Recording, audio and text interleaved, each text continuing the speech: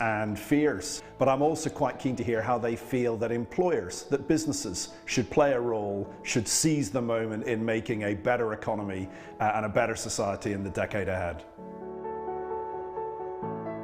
Like my little boy who's 6, he's doing the Zoom classes and from his school, and I'm trying to work, and it weren't easy. Between 8:45 and 1:15, just do the homeschooling bit for that section, and then I'll end up working till 9-10 o'clock. It was very difficult. I lost my security job because my company, they were cutting down on staff.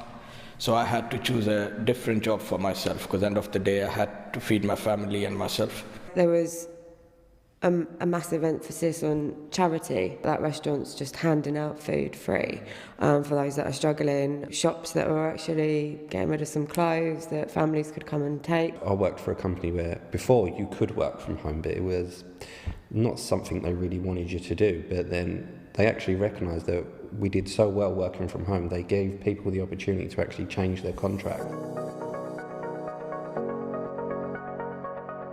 I think it will get worse before it gets better. Do you think? Yeah, I think that it'll have that dip where everyone's trying to normalise things, but they haven't quite yet.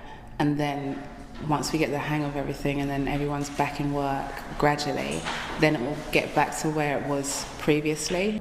It will take a few years for us to get back to normal. I think it will get better. This is the worst in my opinion. Once we get out of this, they can be working in offices as well as working on from home or online as well.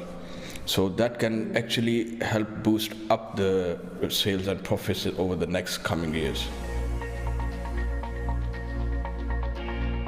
Definitely focus on the company culture. Be more flexible, more understanding, more inclusive, definitely. Reward your workers a bit more. I don't think for a lot of companies we're not really seen in such high regard. On the job trainings that are upskilling employees as opposed to having to have those skills already before you join. I've got a family member who was cabin crew, air hostess, and has lost her job and now is working in a supermarket. There isn't anything really to help you step over into another area. Understanding work-life balance has become more and more important to us now, especially over the past year. If they have this flexibility that a certain amount of people are in the office and others work from home, they don't really incur any expenses when I think about it. So they should be able to hire more staff, get more profits, and keep their expenses low.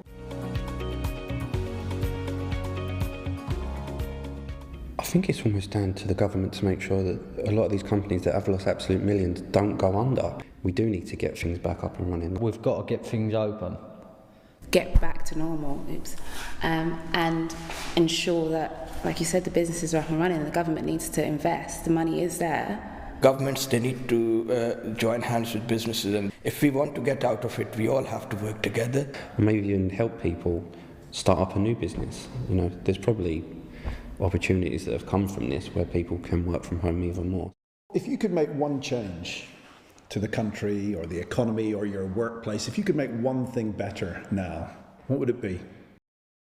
Unconscious bias will have been eradicated. All the stuff that happened with BLM last year was really torturing. What do you think our chances are? I mean, BLM changed everything, didn't it? But will that run out of road after a year or two, or do you think actually it might make a change? That was my original thought, that, you know, once this loses traction in the media, then it's going to fizzle out. But I can see that my current company is still trying to push for it to change. I think there's still a long journey, a very long journey. More electric cars, more affordable, hopefully. Do you think we're going fast enough on that stuff? You know, we've got this whole climate change, we're in a rush to net zero if we don't do it soon. I don't know if it's going to happen. That's supposed to be...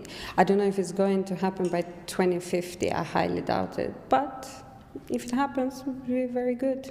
Like job coaching, work coaching, something like that for children so that they've got the opportunity to understand what's out there. I mean, when I was younger, there's nothing that I can pretty much think of that I use now that I used in high school. That government shows more support towards not only big businesses, towards small businesses as well. Then that could help like the economy to stand up more quickly. Fabulous. Thank you all very much indeed. I really appreciate it, and there's loads to process there. I think the thing that surprised me most was that Build Back Better is not a phrase that's cut through to anybody. What was most interesting to me was that people really wanted to talk about flexible working or hybrid working. That is an idea that's taking hold. And people wanted to explore not only employers being more flexible, but also employers being more caring and greater attention to mental health. A new contract almost emerging in what you get from work and what you give to work. The group I thought were pretty pro-business. They were very focused on the need for government to support business, in turn to support jobs. One of the most interesting comments that came from the group today was the fact that everything's connected. Our employees want us, our customers want us, our citizens want us to work hand in hand, government and business, at this moment in history when we come out of the pandemic and when we try and build a better economy and society in the decade ahead.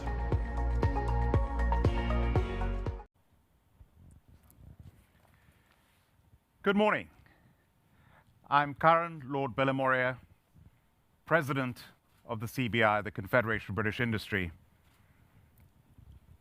Before I go any further, I'd like to thank our Director General, Tony Danker, on that outstanding speech outlining Seize the Moment, the economic vision for the United Kingdom for the next decade to 2030.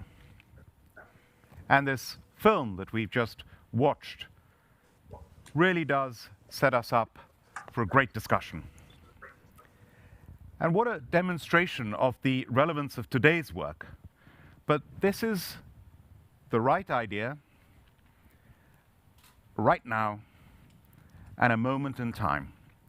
A moment in time we must seize to transform our economy for the better, to make the big bets on how the UK economy will grow and compete, to support young people like those you've just seen, just heard from. So I'm going to be opening this up to all of you, to the audience. Thank you so much for attending, so that you can ask questions to me, to Tony, and to our panelists. So please use the chat function to put your questions in there. And now it's my great pleasure to introduce our business leaders for a panel discussion and who'll be with us throughout.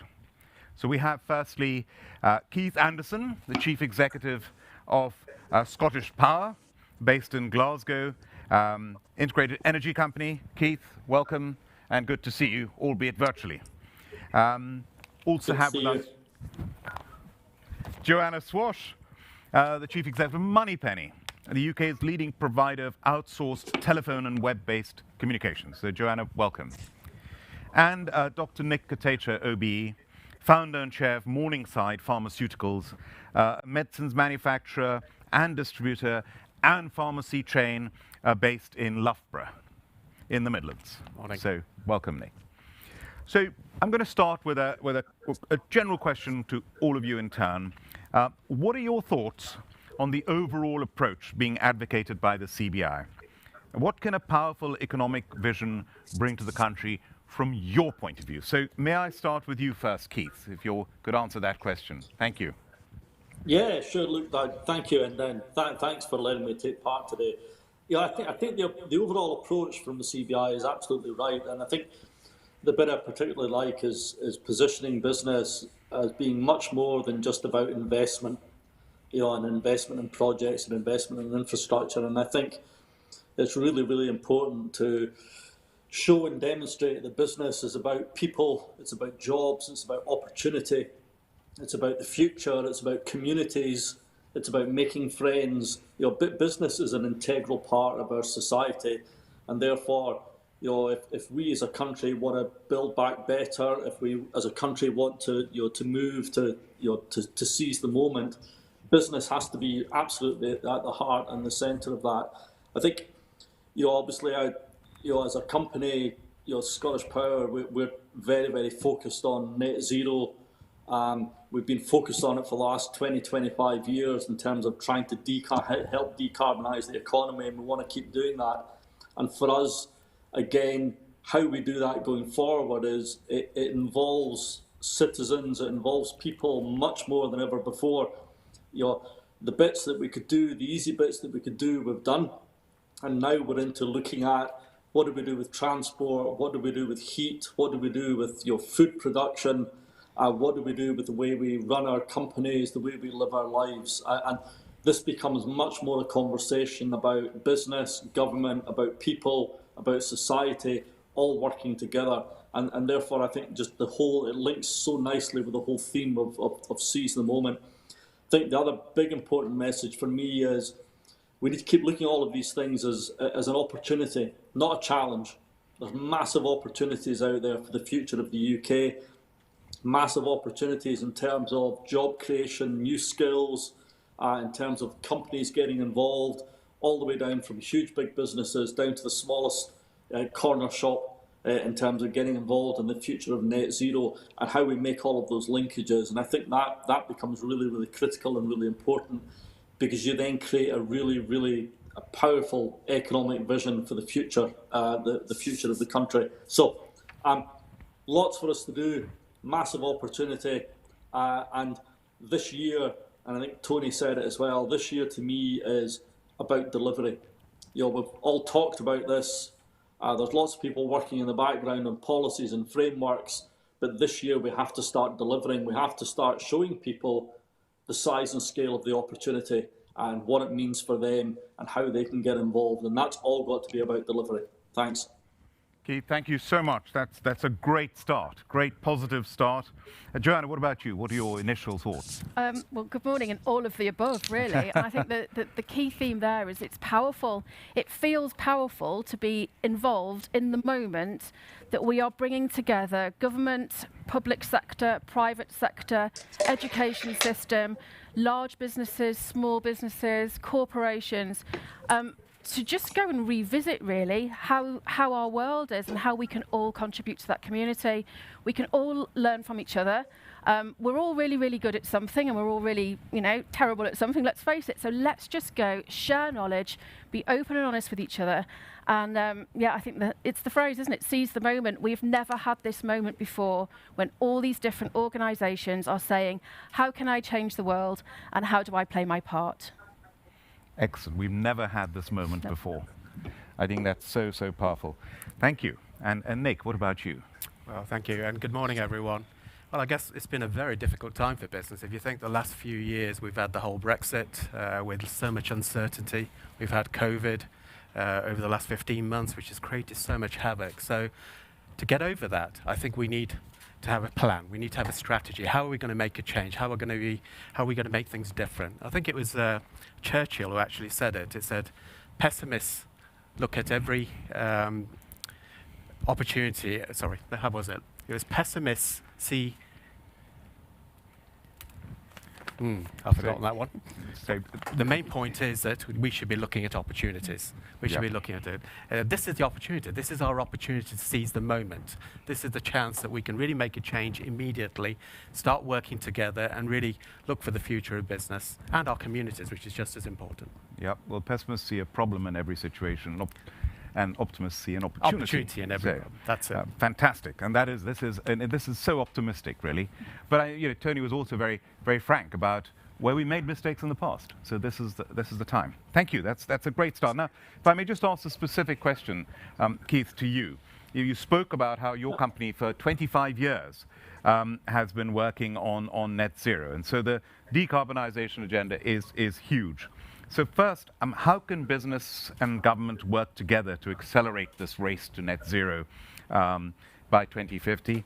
And secondly, what actions do we need to prioritize? If you can maybe just give us some specific. Sure. Look, thank you, Todd. I think we're in a great place. Okay, and I have to say the government have given us a fantastic start point. So I think the tail end of last year, we had the Prime Minister set out a very ambitious agenda and his 10-point plan backed by an energy white paper. And that talked about decarbonising the UK, getting us to net zero by 2050. And sometimes people will partly criticise governments and say, big ambitious statements and targets, that's the easy bit, it's the delivery that's difficult. I actually think to put out that kind of level of ambition and those kind of targets and to commit this country to net zero by 2050. That's not easy. That's an incredibly ambitious, difficult, brilliant thing to do. So I think the other great thing is we have complete political consensus. So there isn't a political party saying this is wrong, we shouldn't do this. So again, that's a fantastic place to be, because it gives business and investors so much confidence that this isn't going to change every 5 years with a change of parliament and a change of government. And again, I think that's a brilliant start place. So what do we need to do next? It is about delivery. It's about creating these opportunities, making them realistic now, and working with government to do that. So we're building lots of wind farms onshore and offshore. What we need to do now is look at where do the next ones come from. So we need to quadruple the amount of renewable energy by 2050. Quadruple it. Huge. Massive opportunity.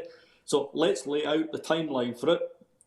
Let's create the pipeline for it, and let's create the opportunities for it. There are clearly companies, developers and investors out there who want to do this, who don't want to take part in it. The last round of licensing and leasing showed the investor appetite. The concern to us now would be the people who didn't win a license, where's their investment going to go? And if we don't create the next wave of opportunities, the risk we run is the investment goes to other countries, because this is a big international competition and there are big international opportunities. So the more opportunities we create, the more money we get, and the more investment we get in the UK, the more jobs we create, the more supply chain contracts we create, the more manufacturing we create. So the first bit of working with the government is about let's create the opportunities. Next things are nice simple ones like your EVs. So we all know we're moving to electric vehicles. Sort of estimate would be we probably need 20 to 25 million EV charge points.